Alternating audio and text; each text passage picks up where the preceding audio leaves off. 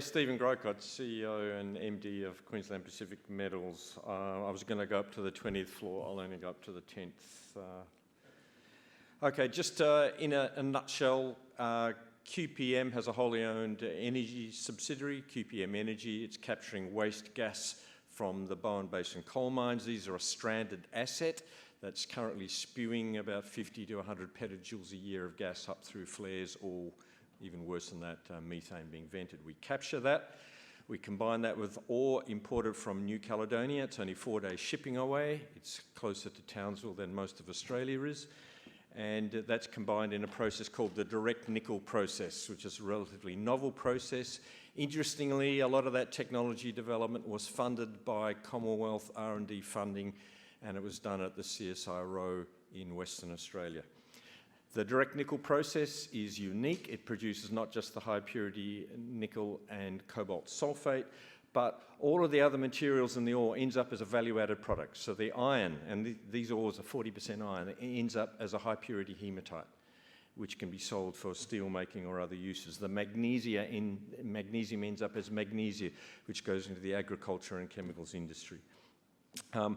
We have outstanding ESG credentials. I'll talk about that in a moment, but that led in part to LG Energy Solution, who are the number 2 battery manufacturer in the world, POSCO, who's one of the largest precursor cathode active material manufacturers, and General Motors, who we all know are becoming investors in us. They own a combined 15% of us, and they also have 100% of our production in binding offtake agreements. These are not MOUs.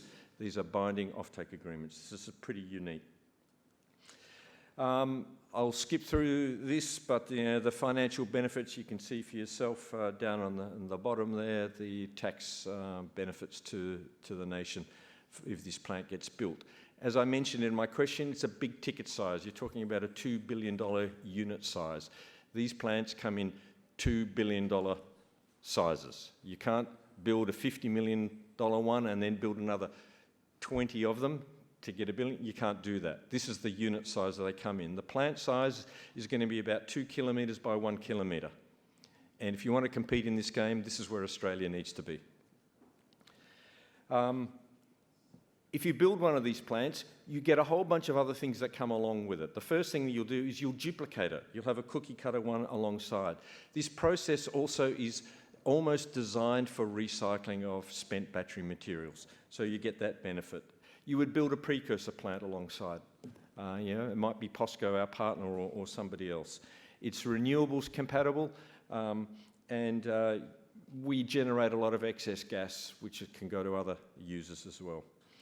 I've talked about the ticket size being about $2 billion. Our debt processes are very well advanced, and we have conditional debt approval through that collection on the top right-hand side.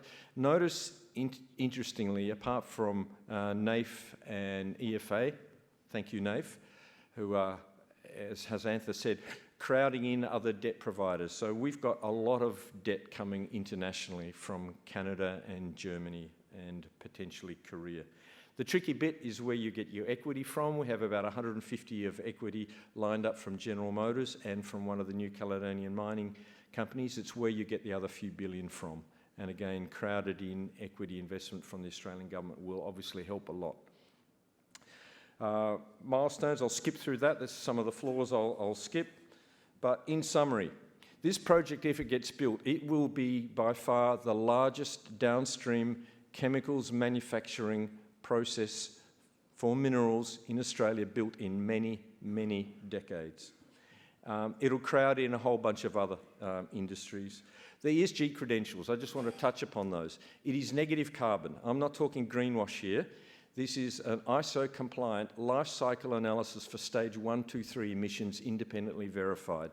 Negative nearly 1 million tonnes of CO2 equivalent per year. It has 0 solid waste. There is not a gram of solid waste that is generated. Everything goes into a value-added product. There is 0 process liquid discharge. It's all recycled. That's off-scale, world-class ESG credentials. At the moment, the world doesn't pay you for that. Hopefully, it's coming in the next few years. We touch upon all these strategic objectives that the Commonwealth and state governments have, and most of the developed world as well. So thank you very much for the opportunity to present.